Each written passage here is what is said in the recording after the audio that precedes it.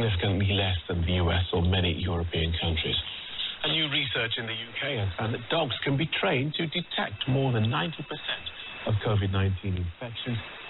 This is IRRS Shortwave in Milano, signing on.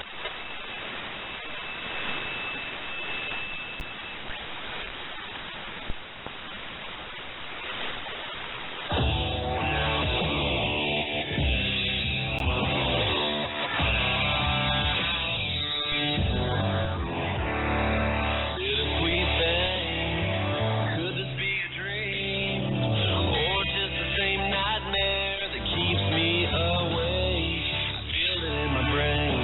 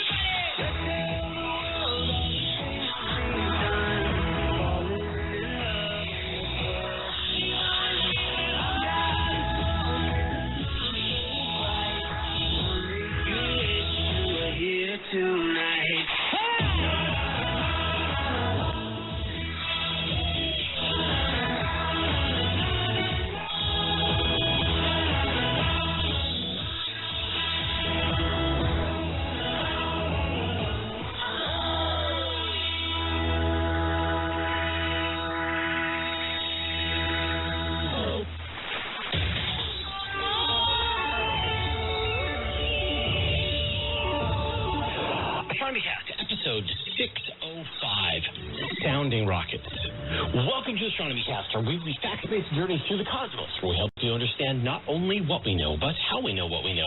I'm Fraser Kane, publisher of Universe Today. With me, as always, is Dr. Pamela Gay, a senior scientist for the Planetary Science Institute and the director of CosmoQuest. Hey, Pamela, how are you doing? I'm doing well, and oh my goodness, you said that quickly today.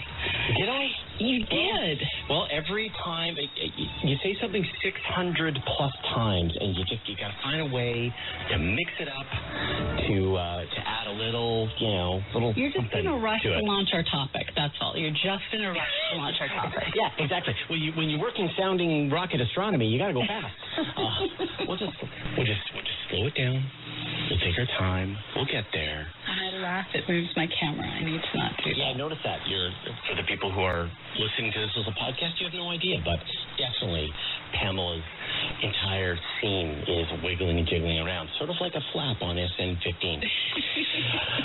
And we would like to congratulate the good folks at SpaceX for their successful landing of the SN-15 Starship prototype. May all future rockets stand so steady. Yes. Congratulations. Now do it from space. Yes. That's it. Or at least to space. To space, I'm not too worried about. From space, that's the key. We've seen rockets go to space, but to see a rocket, a two-stage, fully reusable rocket system, go to space, return from space, land on the pad, that will be the game changer. So we can't wait to see watch how that heat towel works. All right. Last week we talked about balloon-based astronomy. This week, we're going to talk about putting telescopes on rockets and making observations mid-flight. Welcome to the wild world of sounding rockets. All right, Pamela, I think for people who aren't even familiar with this topic, it sounds impossible. You take a rocket that's on a parabolic flight, a relatively short flight, measured in minutes, hours at the most, and you put a telescope on this rocket and attempt to do astronomy from a moving platform that is going to crash or land with a parachute at some point. How does this work? How is this even possible? So what's amazing is it's not just astronomy. It's all sorts of different science, and while astronomy seems hard, what really got me is one of the other types of science they do with sounding rockets is on the fertilization of different biologicals. And so the idea that you're launching critters that are alive and expecting them to successfully reproduce in that short period of time. It's kind of amazing. So basically sounding rockets, which get their name from the same process as sounding the bottom of the sea, the idea is instead of probing the depths of the water, you're probing the heights of the atmosphere. These sounding rockets are giant model rockets for all intents and purposes. They have a solid rocket engine, so once you fire them, they go. They go at a lower velocity than your standard orbital rocket, which means you're not going to be quite as shaky and long-enduring and violent of a takeoff. And they go up super fast. They then linger for typically, but like you said, it can be longer, but typically 5 to 20 minutes at their highest point. And then they come down and they expend the parachute. The engine drops one way. The scientific equipment hopefully flutters down gently, but as someone who's launched my share of non-successful model rockets, occasionally things go slightly sideways, but these are just super simplistic